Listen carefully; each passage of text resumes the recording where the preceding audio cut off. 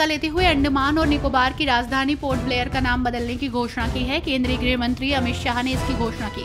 उन्होंने social media पर लिखा कि देश को गुलामी के प्रतीकों से मुक्ति दिलाने के प्रधानमंत्री नरेंद्र मोदी जी के संकल्प से प्रेरित होकर गृह मंत्रालय ने पोर्ट ब्लेयर का नाम श्री विजयपुरम करने का निर्णय लिया है। सासाराम जंक्शन से यात्रा करने वाले रेल यात्रियों के लिए अच्छी खबर है। देवघर से वाराणसी के बीच चलने वाली नई वंदे भारत एक्सप्रेस का ठहराव सासाराम स्टेशन पर नियमित रूप से होगा। इस संबंध में रेलवे बोर्ड ने समय सारणी को जारी कर दिया है। सासाराम जंक्शन पर वंदे भारत रुकने वाली ये दूसरी ट्रेन है। इसके पहले पीएम ने इसी वर्ष मार्च में रांची वाराणसी वंदे भारत ट्रेन की शुरुआत की थी, जो फिलहाल सासाराम पर रुकती है। मंगलवार को छोड़ सप्ताह में 6 दिन ये ट्रेन देवघर और वाराणसी के बीच चलेगी। केंद्र सरकार की मोदी सरकार ने आयुष्मान भारत योजना के संबंध में एक बड़ा फैसला लिया है।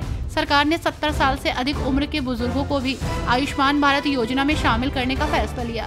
पंजाब में 15 लाख से अधिक लोगों की उम्र 70 वर्ष से अधिक है। ऐसे में ये लोग केंद्र की इस योजना का लाभ उठा सकेंगे।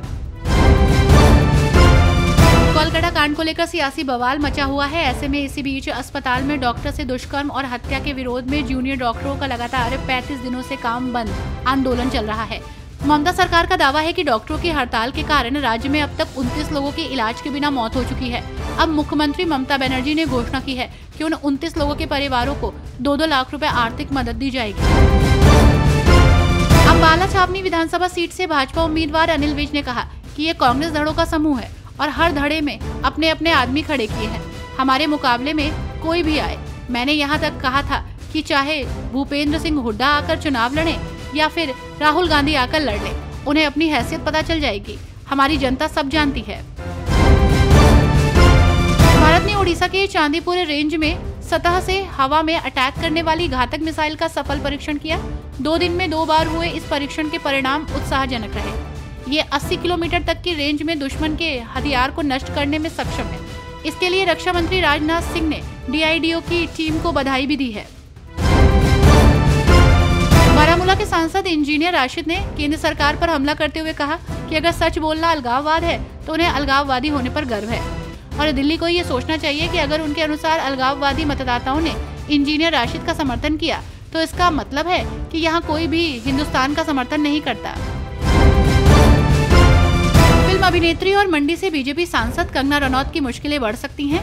आगरा कोर्ट में अधिवक्ता ने कंगना रनौत के बयानों को आधार बनाकर कोर्ट में वाद दायर किया है। कंगना रनौत के विरुद्ध राष्ट्रद्रोह और राष्ट्र अपमान को लेकर आगरा न्यायालय में वाद दायर किया गया है, जिसमें 17 सितंबर को वादी अधिवक्ता के बयान दर्ज होंगे। ओबीसी सूची विवाद पर सुप्रीम कोर्ट 30 सितंबर से पहले ही सुनवाई कर सकता है। मुख्य न्यायाधीश आज इसे लेकर आदेश जारी कर सकते हैं। दरअसल बंगाल सरकार ने सुप्रीम कोर्ट में अपील की है कि उनकी याचिका पर जल्द सुनवाई की जाए, क्योंकि उच्च न्यायालय के फैसले के चलते आरक्षण के तहत प्रवेश प्रक्रिया बाधित हो गई है। इस पर मुख्य न्यायाधीश DY चंद्रचूड़ ने कहा कि वो इसे लेकर दोपहर में आदेश जारी करेंगे। CJI ने बंगाल सरकार के वकील को इस संबंध में ईमेल करने का निर्देश दिया है। भाजपा सांसद बांसुरी स्वराज ने दिल्ली के मुख्यमंत्री अरविंद केजरीवाल की गिरफ्तारी पर कहा कि ये चौथी बार है जब इस देश की अदालतों ने पाया कि दिल्ली के CM अरविंद केजरीवाल की गिरफ्तारी कानूनी और वैध है।